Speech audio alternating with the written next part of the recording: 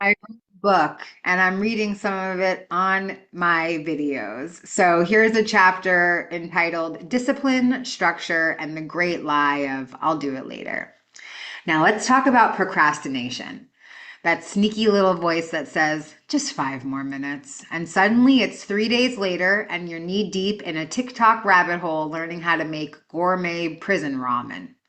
Here's the truth: procrastination isn't laziness, it's misdirected consistency. You're not inconsistent. You're actually wildly consistent, like Olympic level consistent at not doing the thing you say you want to do. That's discipline. Just pointed in the wrong damn direction. We act like procrastination is some mysterious character flaw, like, oh, I'm just not motivated. No, you are super motivated to avoid, to scroll, to binge watch 3 seasons of a show you don't even like. You've got stamina, commitment, and follow through. You're just putting it all toward not showing up for yourself. Want real transformation? You're going to need to repurpose that energy, shift it, recalibrate it. You don't need to find discipline. You already have it. You just need to redirect it. Think of it like this. If you can scroll for an hour while convincing yourself that you're researching, you can meditate for 10 minutes or write one damn paragraph. If you can talk yourself out of going to the gym with the same persuasive power as a Harvard educated lawyer, you can talk yourself into drinking water and stretching for 5 minutes. We make discipline this huge thing as if it's Mount Everest, but really it's just a choice made over and over. Discipline is you choosing to be loyal to the version of you who wants a better life, even when the current you is in bed in yesterday's clothes, surrounded by snack wrappers and regrets. Structure doesn't have to be rigid, it can actually be nurturing.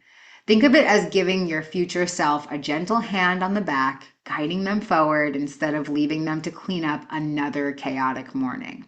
The next time you hear yourself whisper, I'll do it later, try responding, I've already mastered the art of delay. Now let's see what happens when I master showing up.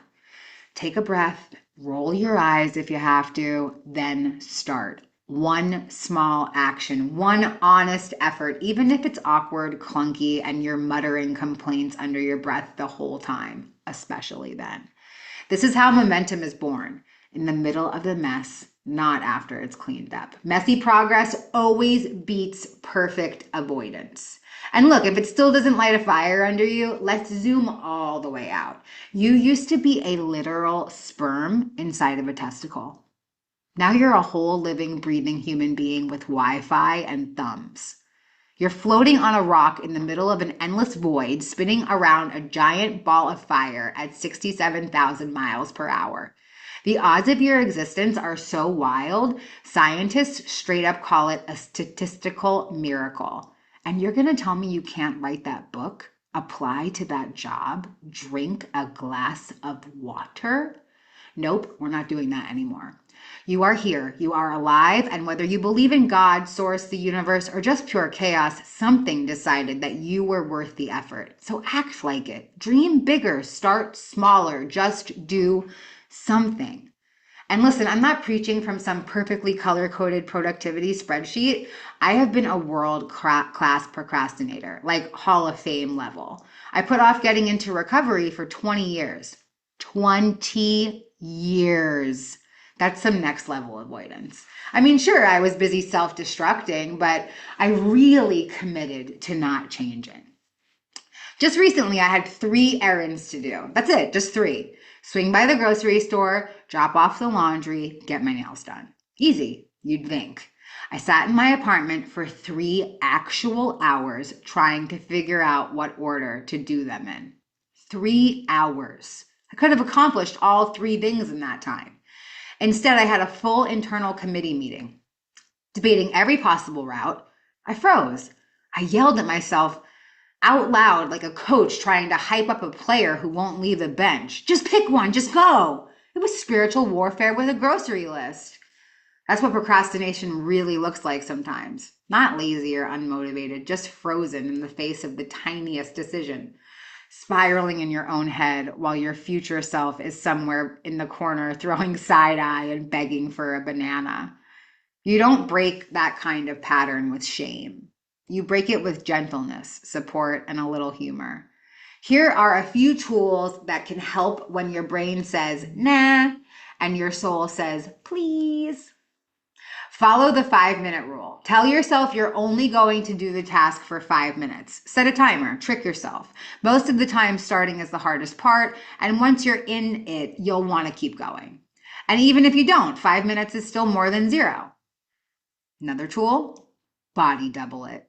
Procrastinators thrive with accountability. Call a friend, hop on a Zoom, or find a stranger online who also needs to get something done. Sit together and say nothing, just work. This is a real thing and it helps. Write a post-it to your future self. Thanks for doing the thing. You're a legend.